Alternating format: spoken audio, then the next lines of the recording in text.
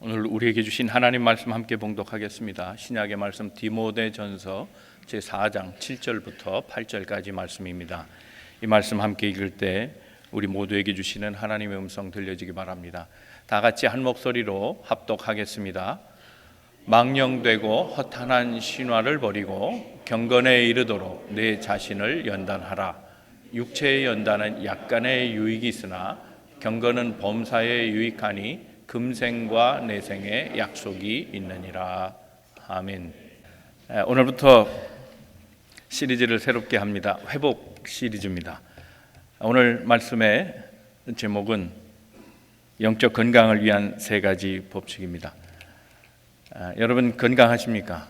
저는 목사로서 특별히 여러분의 몸뿐만이 아니라 여러분의 영혼도 건강하기를 주님의 이름으로 축원합니다.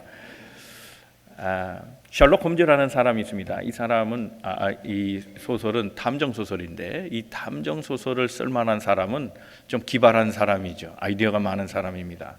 이 셜록 홈즈를 쓴 사람은 아서 코난이라는 사람입니다. 코난 도일이라는 사람인데 이 사람이 장난기가 많아서 자기가 알고 있는 유명한 저명인 가운데 5명을 선택해서 쪽지를 보냈습니다. 편지를 보냈는데 그 편지의 내용에다 그렇게 썼답니다. 당신의 지난 모든 것이 발각됐다. 즉각 도망하라. 그런 메시지를 남겨서 친구들에게 보냈더니 정말로 그 친구들 5명이 그 즉시로 국외로 다 탈출을 해버렸다는 겁니다. 사람마다 다 과거에 대한 죄책감이 있습니다. 실패에 대한 경험들 또는 도덕적으로나 또는 어떤 특별한 실수라든지 과거에 발목 잡고 있는 일들 이런 것 때문에 마음에 죄책감을 갖고 살아갑니다. 근데 이 죄책감은 사람들로 하여금 과거에 매이게 하고 미래로 가지 못하게 합니다. 오늘 현재를 망가뜨리는 그런 역할을 이 죄책감이 합니다. 그래서 누군가는 그런 얘기를 했습니다. 죄책감이라고 하는 건 뭐냐? 운전을 할 때 마치 백미러만 보고 운전하는 것과 같다는 겁니다. 백미러는 도움만 받을 정도로 보면 됩니다. 주변에 차가 어떤지 뒤에 차가 어느 것이 오는지 도움만 받으면 되는데 거기에 집중하면 운전할 수 없지 않습니까? 죄책감이란 그런 거라는 겁니다. 그런데 이 죄책감이 사람의 육신의 건강하고도 매우 밀접하게 관계되어 있다는 겁니다. 심리학자들이 대부분 동의하는 이야기가 이런 얘기입니다. 만약에 사람이 죄책감을 해결하고 살아갈 수 있다면 현재 지금 병원에서 입원하고 있는 사람의 70%가 즉시 퇴원할 수 있다는 겁니다. 다시 말하면 병을 얻게 된 이유 가운데 가장 심원적인, 가장 근원적인 문제가 바로 죄로 인한 자책감들입니다. 죄책감입니다. 어떻게 하면 이 죄책감을 없이 건강하게 살아갈 수 있을까요? 우리가 영적인 건강을 생각해 볼 때 이 영적인 건강은 육신의 건강을 돌보는 것과 매우 유사하다는 사실을 알게 됩니다. 우리가 육적인 건강을 돌보기 위해서 가장 먼저 해야 될 게 뭡니까? 기본적인 거, 검사입니다. 현대들은 많은 병들이 다 자각하지 못해서 알지 못해서 키우는 병들이 많습니다. 그래서 조기 검진이 중요하고 정기적으로 검진하는 것이 매우 중요합니다. 영적인 부분도 마찬가지입니다. 검진이 중요합니다. 오늘 본문의 말씀 우리 7절 8절을 요약해서 설명을 한다면 필립스 성경이라고 아주 쉽게 현대인들에게 풀어서 내놓은 성경이 있습니다. 이 성경은 경건에 이르도록 내 자신을 연단하라는 이 말씀을 이렇게 설명하고 있습니다. 시간을 내어서 영적인 운동도 하십시오. 이렇게 설명해 놨습니다. 같은 말을 유진 피터슨이 쓴 메시지 성경에 보니까 이렇게 번역을 해놨습니다. 체육관에서 몸을 단련하는 것도 유익하지만 하나님 앞에서 훈련받는 삶은 더 유익합니다. 그랬습니다. 우리가 육신을 위해서 운동하고 자기 건강을 지켜가는 것처럼 우리의 영적인 건강도 그렇게 훈련받고 건강을 유지하는 것이 좋다고 얘기합니다. 어떻게 하면 우리의 영적인 건강을 유지할 수 있습니까? 오늘 말씀을 통해 우리가 우리 스스로 한번 검진해 보기를 바랍니다. 그래서 문제가 있다면 고쳐가기를 바랍니다. 그래서 영적인 건강을 유지하기를 바랍니다. 오늘 세 가지를 특별히 유의해서 말씀을 함께 나눌 때 우리에게 주신 하나님의 은혜가 있어서 우리의 영적인 몸을 돌아보고 영적인 강건함과 새로움을 경험하는 우리 모든 성도들 다 되시기를 주님의 이름으로 축원합니다. 우리 옆에 분 서로 권면하시고 말씀 듣겠습니다. 하나님은 오늘도 당신을 향한 계획을 가지고 계십니다. 첫 번째 우리가 생각할 것은 영적인 영양분을 잘 섭취해야 합니다. 육신의 건강도 그렇지 않습니까? 의사들이 권고하는 게 있습니다. 음식을 먹을 때 야채를 충분히 먹으라 말합니다. 그러면서 우리 필수 영양분 세 가지를 이렇게 말합니다. 첫째는 탄수화물을 줄여라. 두 번째는 지방을, 동물성 지방을 가급적 삼가하라. 세 번째는 양질의 단백질을 먹어라. 그렇게 얘기합니다. 영적인 것도 마찬가지입니다. 좋은 영적인 음식을 먹어야 합니다. 마태복음 4장 4절에 보면 사람은 영의 양식을 잘 먹어야 한다고 말씀하고 있습니다. 한번 말씀 다 같이 읽어보겠습니다. 시작. 예수께서 대답하여 이르시되 기록되었으니 사람이 떡으로만 살 것이 아니요 하나님의 입에로부터 나오는 모든 말씀으로 살 것이니라 말씀하셨습니다. 사람은 육신의 존재이면서 영적인 존재입니다. 그런데 사람들은 육신의 음식을 먹는 건 굉장히 열심하고 조심합니다. 그런데 영적인 음식을 먹는 것에는 그만큼 열심을 다하지 않는 것처럼 보입니다. 영에도 양식을 공급해야 합니다. 이스라엘 백성이 광야에서 40년 동안 생활할 때 하나님은 그들에게 양식을 주셨습니다. 그 양식을 우리는 만나라 부릅니다. 만나에는 몇 가지 법칙이 있습니다. 그날 아침에 거두어야 합니다. 그리고 하루 분량 것만 해야 합니다. 더 많이 거두어도 다음 날 되면 다 썩어버렸습니다. 하루 분량의 것을 먹어라. 그 다음에 6일째 되는 날은 제7일 안식일을 위해서 2배로 거둬라. 그날만은 예외로 다음 날까지 음식을 남겨도 양식이 썩지 않았습니다. 하나님께서 왜 이스라엘 백성에게 40년 동안 광야 훈련을 하시면서 이 만나를 주셨을까? 이스라엘 백성, 하나님의 백성은 하나님이 주신 양식으로 살라는 걸 가르친 겁니다.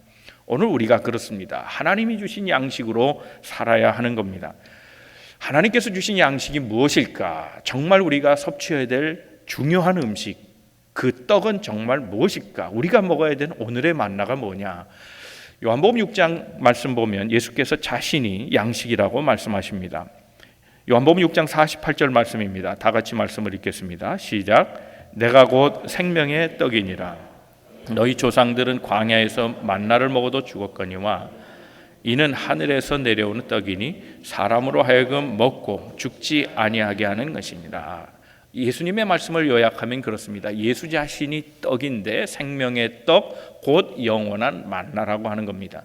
이 만나를 먹는 사람, 광야의 백성은 육의 만나를 먹고 죽었지만 예수가 만나되고 만나는 영원한 떡이고 이 떡을 먹는 자는 영원히 죽지 않고 산다고 말씀하고 있습니다. 이 떡은 구원을 주시기 위하여 우리에게 주신 예수님의 몸입니다. 이 몸을 먹으라는 겁니다. 예수의 몸을 먹으라는 겁니다. 예수의 몸을 먹는 것, 사실 우리가 어떻게 하나님의 말씀을 먹겠습니까? 그런데 옛 선지자들은 하나님의 말씀을 먹고 살았다고 이야기합니다. 예레미야 15장 16절 말씀입니다. 다 같이 한번 말씀을 읽겠습니다. 시작. 만군의 하나님 여호와시여 나는 주의 이름으로 일컬음을 받는 자라. 내가 주의 말씀을 얻어 먹었사오니 주의 말씀은 내게 기쁨과 내 마음에 즐거움이었다. 나는 주님의 사람이다 라고 불려지는 사람이라는 겁니다. 우리 모두가 그렇습니다. 우린 다 하나님의 사람이라 불리는 사람들입니다. 우린 다 하나님의 사람입니다. 하나님의 사람은 하나님이 주시는 음식으로 삽니다. 그 음식을 섭취했을 때 우리가 마치 좋은 음식, 귀한 음식, 맛있는 음식을 먹으면 마음이 기쁘고 즐겁듯이 하나님의 말씀을 우리 마음속에 받아들이고 그 양식 삼아 기뻐하며 소망을 갖고 행복해질 수 있다는 것을 성경이 얘기해 주고 있습니다. 하나님의 말씀을 먹는다, 그 말은 하나님의 말씀을 받아들이라는 겁니다. 하나님의 말씀을 받아들이면 우리의 영의 사람이 건강하게 자랄 수 있는 것이라고 성경은 얘기하는 겁니다. 그렇다면 이 하나님께서 주신 양식을 언제 먹어야 하는가? 자, 하늘에서 내려온 만나는 아침에 거두게 돼 있습니다. 저는 가급적 다이어트를 하면서 아침을 잘 안 먹었습니다. 그래서 아침에 대한 얘기를 일주일 내내 검색해보고 아침 양식은 어떤 의미가 있을까를 생각해보다가 아침에 양식을 먹는 게 매우 중요하다는 걸 알았습니다. 아침 양식, 어른들에게도 중요한 것은 이게 다이어트에 오히려 도움이 된다는 겁니다. 아침을 충분히 먹는 것이 살을 빼는데도 더 효과가 있다는 겁니다. 아침을 굶으면 자연히 점심이나 저녁을 더 많이 먹게 된다는 겁니다. 그래서 아침을 충분히 영양식을 공급하라는 겁니다. 어른에게 좋습니다. 아이에게 특별히 좋은 이유가 있습니다. 아이들이 아침 음식을 되게 잘 안 먹고 학교에 가려고 합니다. 그런데 아침을 먹는 아이들이 두뇌 발달이 빨라진다는 겁니다. 영양분이 들어가야 되는 거 아니겠습니까? 브레인, 뇌가 움직이려면 아침에 골고루 영양분을 섭취해야 되는 겁니다. 그래서 아침을 먹는 아이들이 훨씬 더 명석하고, 특별히 아침을 먹는 아이들이 성격이 좋답니다. 배고픈 아이들은 짜증을 냅니다. 배고픈 사람들은 화를 내죠. 다이어트하는 사람이 마음이 너그럽거나 그렇지 않습니다. 날카롭습니다.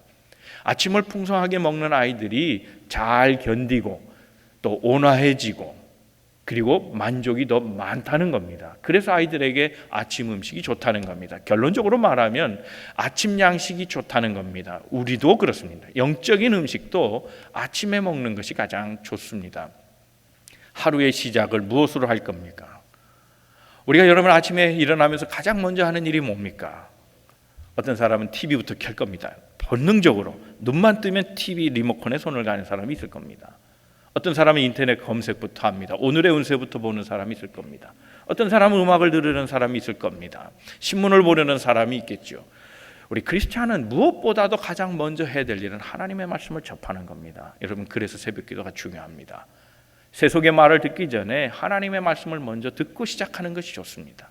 하나님의 말씀을 양식 삼아서 먼저 배부른 자가 마음의 평강도 생기고 기쁨도 얻고 만족감도 얻고 삶의 모든 일들을 처리하는데 분석력과 그 모든 것들이 하나님 말씀 기준으로 살게 되니 영혼이 잘됨으로 범사가 잘 될 줄로 믿습니다. 사랑하는 성도는 특별히 우리가 만남의 대행진에 있습니다. 우리 모임에 힘써야 합니다.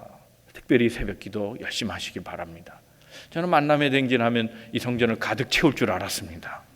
그런데 어찌된 일인지 만남의 대행진 해도 새벽 기도 숫자는 거의 변하지 않는 것 같습니다. 새벽 기도 하셨던 분들 기억하십시오. 다시 회복하십시오. 회복하십시오. 아침 시간을 회복하십시오. 아침 시간에 충분히 하나님의 말씀으로 공급을 받으십시오. 큐티하십시오.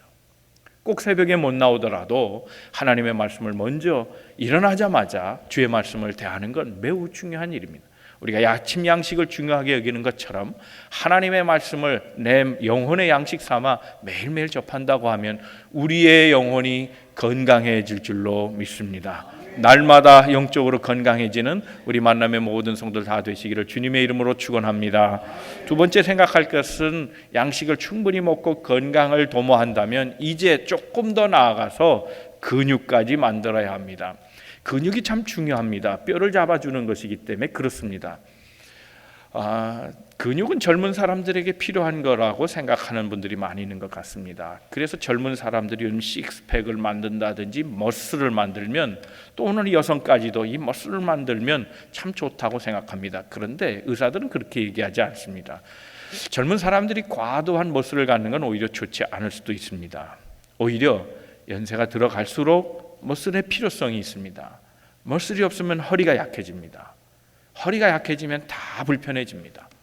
머슬을 만들어야 합니다. 영적인 것도 마찬가지입니다. 신앙생활을 오래 하면 할수록 중요한 것은 내게 영적인 머슬이 있느냐는 겁니다. 그 근육을 갖고 있어야 신앙생활도 잘 지탱해 갈 수 있고 계속해서 지속해 갈 수 있는 겁니다.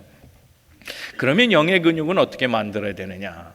세 가지 단계가 있습니다. 첫째는 믿음으로 영의 근육을 만든다는 사실을 알아야 합니다. 로마서 1장 17절 말씀에 보면 그렇게 말씀합니다. 의인은 믿음으로 산다 얘기하십니다. 의인은 믿음으로 산다. 믿음으로 산다 그럽니다. 구원은 믿음으로 되는 일입니다. 사람의 힘이나 능력으로 되지 않습니다. 에베소서 2장 8절에 보면 분명히 하나님의 선물이라고 인간의 행위로 온 것이 아니라고 말합니다. 같이 말씀을 읽겠습니다. 시작. 너희는 그 은혜를 인하여 믿음으로 말미암아 구원을 받았으니 이것은 너희에게서 난 것이 아니요 하나님의 선물이다. 구원은 우리 행위로 얻어지는 게 아닙니다. 하나님의 선물입니다. 선물은 받아야 합니다. 즉 구원은 받는 겁니다. 마음을 열고 그리스도를 받아들이는 겁니다. 이것이 구원의 은혜이고 하나님의 선물입니다. 믿음으로 하나님 주신 은혜를 받아들일 때 우리의 영적인 머슬들이 만들어져 간다는 겁니다. 이것을 충분히 받아들이면 우리는 굳건할 수 있습니다. 믿음의 근육을 키워서 구원의 확신 속에 살아가는 우리 모든 성도들 다 되시기를 주님의 이름으로 축원합니다. 또 중요한 게 있습니다. 자, 그러면 구원을 받은 성도들은 그 구원받음을 유지해 가는 게 중요합니다. 여러분, 우리가 운동을 할 때 운동은 지속성을 가져야 된다는 걸 잘 압니다. 머슬이 그렇습니다. 머슬을 한번 만드는 것 힘들지요. 머슬은 최대한의 파워를 올려줘야 머슬이 생깁니다.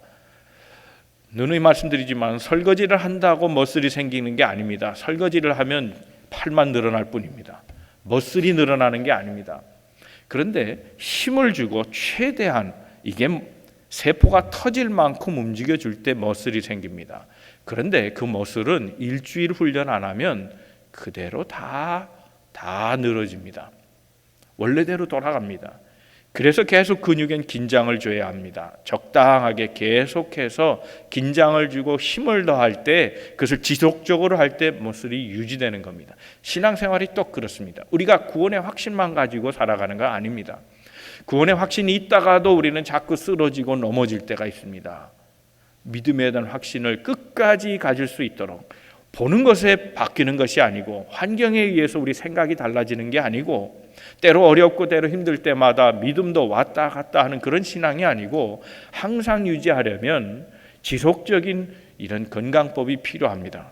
말씀을 한번 읽겠습니다. 고린도후서 5장 7절의 말씀입니다. 다 같이 읽겠습니다. 시작. 이는 우리가 믿음으로 행하고 보는 것으로 행하죠. 믿음으로 계속 살라는 겁니다. 보는 것으로 살지 말라는 겁니다. 우리의 보는 것은 우리의 판단을 자꾸 흐리게 합니다. 좋게 보일 때는 믿음도 커 보입니다. 그런데 안 좋게 보일 때는 믿음도 없어집니다. 보이는 것에 좌우하지 말고 늘 믿음을 갖고 살라는 겁니다. 지속성을 갖는다는 겁니다. 신앙인이 됐다고 항상 좋은 일만 일어나나요? 그렇지는 않습니다. 우리에게도 생로병사의 문제는 항상 있는 겁니다. 개인차도 있고 또 가정의 문제도 그렇고 다 교회나 환경인 다 어떤 때는 좋아 보이고 어떤 때는 좋지 않아 보일 수도 있습니다. 그러나 중요한 게 있습니다. 믿음으로 모든 것들을 해결해 나가는 겁니다. 이것을 가지려면 늘 꾸준하도록 영적인 관리를 해 가야 하는 겁니다. 여러분, 우리 신앙인은 믿음으로 사는 겁니다. 지속적으로 믿음으로 삶의 모든 것들을 끝까지 힘있게 운영해 나가는 우리 모든 성도들 다 되시기를 주님의 이름으로 축원합니다. 더 나아가서 봉사하는 믿음입니다.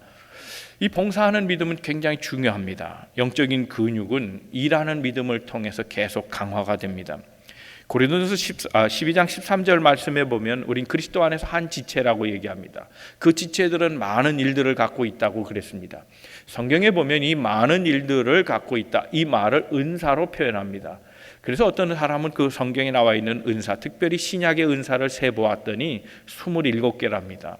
27개는 아마 대충 얘기하는 것으로 저는 판단합니다. 왜냐하면 어떻게 보면 많은, 그보다 훨씬 많은, 넓게 본다면 우리가 하는 모든 일들은 다 은사 가운데 진행되는 일이라고 생각합니다. 꼭 27개만은 아니라고 봅니다. 로마서 12장 6절에서 8절 말씀을 한번 다 같이 읽겠습니다. 시작. 우리에게 주신 은혜대로 받은 은사가 각각 다르니 혹 예언이면 믿음의 분수대로, 혹 섬기는 일이면 섬기는 일로, 혹 가르치는 자면 가르치는 일로, 혹 위로하는 자면 위로하는 일로, 구제하는 자는 성실함으로, 다스리는 자는 부지런함으로, 긍휼을 베푸는 자는 즐거움으로 할지니라. 우리가 믿음이 어릴 때에는 구원의 확신이 전부인 것처럼 보입니다. 그러나 여러분, 구원의 확신을 갖는 것, 우리가 중생했다는 것, 거듭났다는 건 완전을 의미하는 게 아니라 시작을 의미할 뿐입니다. 자라나가야 합니다. 지속해야 합니다. 그래서 신앙인은 계속되는 믿음, 항상성을 유지하는 그런 믿음이 필요합니다. 그런 믿음 위에 더해야 될 게 있습니다. 자라나는 믿음입니다. 그래서 믿음이 자라나려면 섬겨야 합니다. 우리에게 주신 모든 은사를 통해서 봉사해야 합니다. 사랑하는 성도 여러분, 영적으로 이 근육을 만들려면, 그리고 또 근육을 유지하려면 봉사하는 게 필요합니다. 여러분, 우리가 신앙생활할 때 한 번의 예배, 그래서 어떻게 보면 예배는 머리의 예배일 가능성이 있고 머리에서 조금 더 내려오면 가슴으로 감동이 되는 예배일 수 있습니다. 그러나 거기에서 그쳐서는 안 됩니다. 손과 발이 움직여야 합니다. 여러분, 얼마나 섬기고 얼마나 봉사하고 계십니까? 죄전을 위해서 또는 이웃과 사회 속에서, 내 직장 속에서, 내 삶의 현장에서 얼마나 그리스도인답게 머슬을 사용하고 계시는가 하는 겁니다. 이것을 사용해야 믿음도 강화되고 늘어나는 겁니다. 영적인 건강을 유지하려면 그저 좋은 음식을 먹고 가만히 있어서 되는 게 아니고 먹은 만큼 운동해야 되고 움직여야 하는 겁니다. 왜 우리가 산보합니까? 움직이는 작용 아닙니까? 왜 우리가 구보합니까? 왜 머신 위에서 뛰어다닙니까? 움직이는 것, 그것이 필요하기 때문 아닙니까? 좋은 영양식을 먹는다고 좋은 운동선수가 되는 건 분명히 아닙니다. 건강을 지킬 수 있는 게 아닙니다. 어쩌면 좋은 음식을 먹고 움직이지 않는다면 비만으로 가는 일이고, 그게 오히려 죽음을 재촉하는, 건강을 악화시키는 일이 될 겁니다. 여러분, 우리가 예수 그리스도의 양질의 음식, 생명의 떡을 먹는다고 곧 영적으로 건강해졌다는 착각은 버려야 합니다. 움직여야 합니다. 하나님의 말씀을 들은 대로 그것을 삶의 현장에서 봉사하지 않으면 우리는 건강을 유지할 수 없습니다. 영적 비만이 걸리면 안 됩니다. 열심히 수고하고 애쓰는 것이 필요합니다. 사랑하는 성도 여러분, 움직이십시오. 그래서 영적인 건강을 유지하십시오. 삶의 현장에서 수고하고 봉사함으로 그 활동성, 그래서 삶의 에너지를, 그것을 더 강화해서 우리 영혼이 건강해지고 많은 사람들에게 유익을 주는 영적으로 강건한 신앙인들 다 되시기를 주님의 이름으로 축원합니다. 세 번째, 우리가 생각할 것이 있습니다. 영적으로 갱신이 되어야 되는 것, 매우 중요한 일입니다. 영적인 갱신이라고 말하면 이 말은 하나님 앞에 우리가 새로워지는 것을 말합니다. 새로워진다. 네, 우리가 운동을 하면 반드시 해야 하는 일이 있습니다. 휴식입니다. 또 영적으로 얘기하기 전에 우리 육적으로 운동을 하면 땀이 나죠. 몸이 더럽죠. 그렇죠. 우리가 건강해지기를 원하는데 더러운 것과 건강해지는 것은 상반된 일입니다.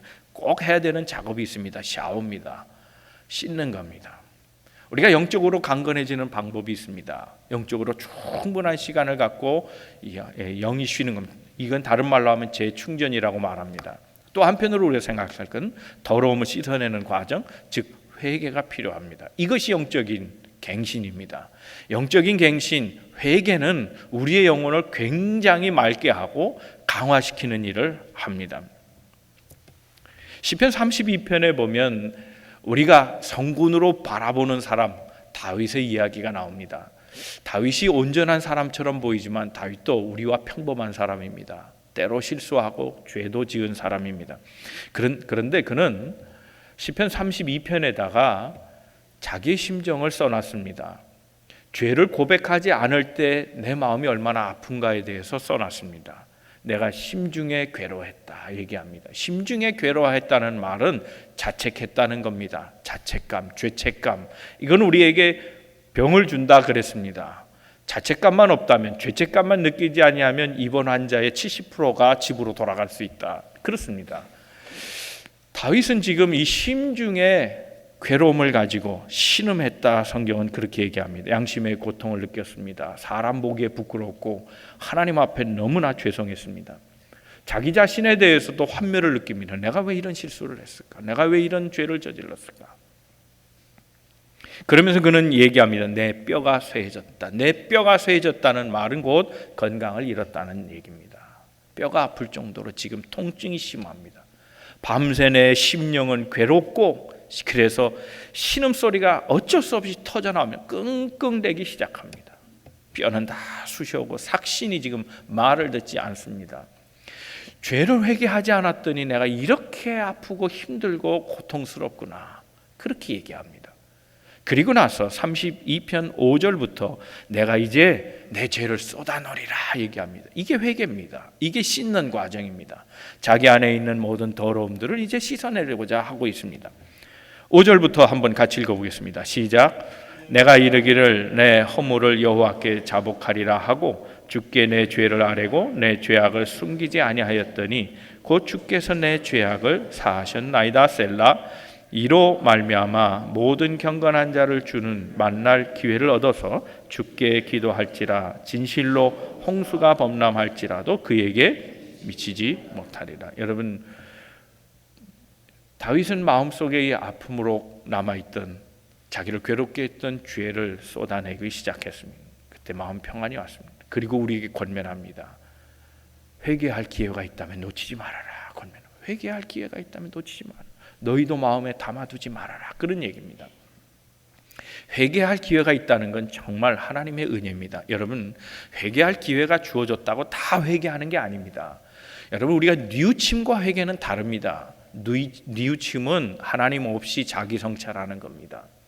그런데 우리는 자기 성찰로 만족하는 사람들이 아닙니다. 하나님 앞에 죄를 용서받아야 될 사람들입니다. 가룟 유다를 보십시오. 회개할 기회가 있었습니다. 그런데 가룟 유다는 뉘우치기만 했습니다. 회개하지 않았습니다. 하나님 앞에 새로워지지 않았습니다. 하나님께로 돌아가지 않았습니다. 그는 자기의 자책감, 그걸 뉘우치다가 결국 생을 마감하고 맙니다. 다윗은 혼자서 회개하기가 사실 어려웠습니다. 마음에 죄를 가지고 끙끙 앓고 밤새 고생했을 때 하나님은 그에게 회개할 기회를 주셨습니다.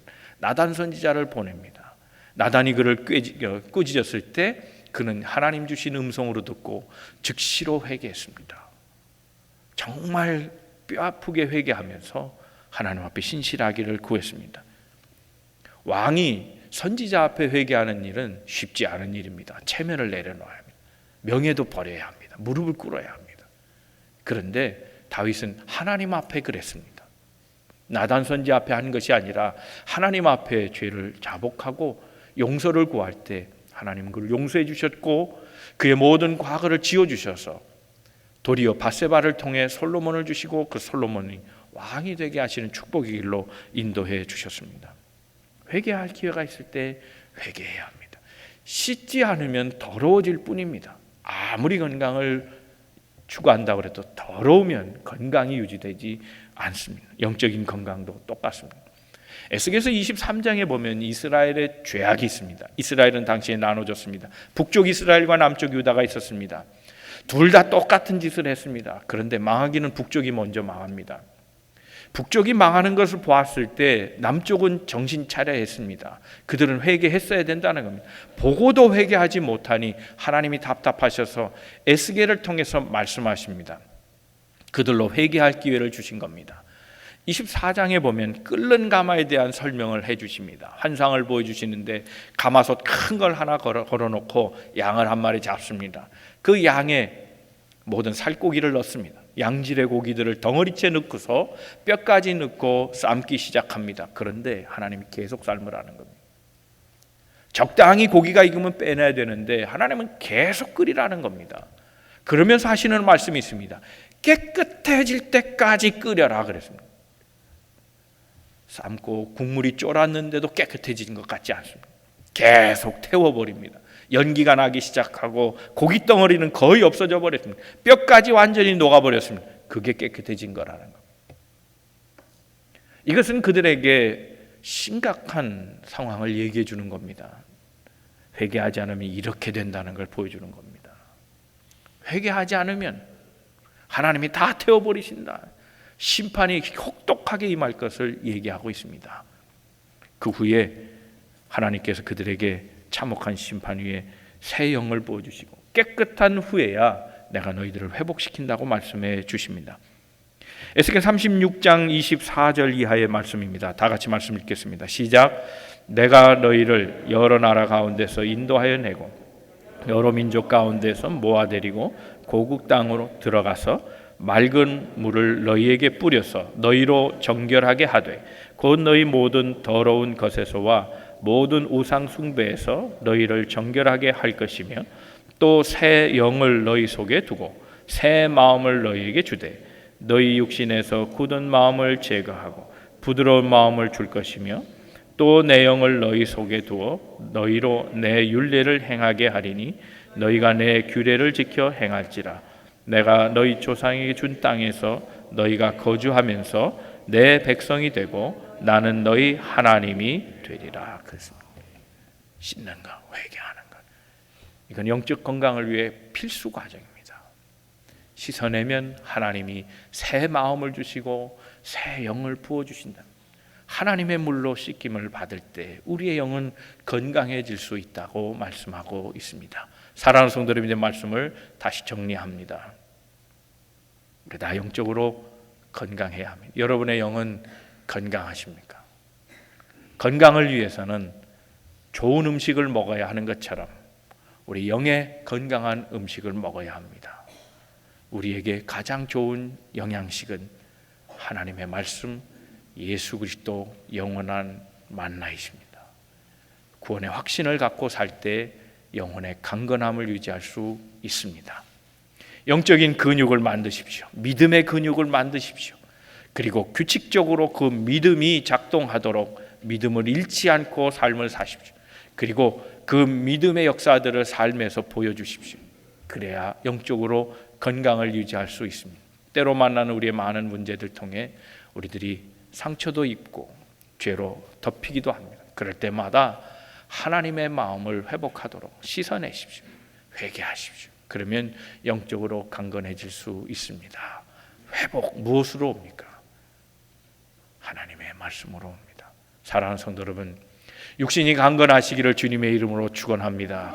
무엇보다 영이 더 강건해지시기를 주님의 이름으로 축원합니다. 영적으로 강건한 인생 되어서 삶의 모든 것 기쁨과 감사와 활력을 가지고 삶의 현장에서 승리하고 살아가는 믿음의 성도들 다 되시기를 주님의 이름으로 축원합니다.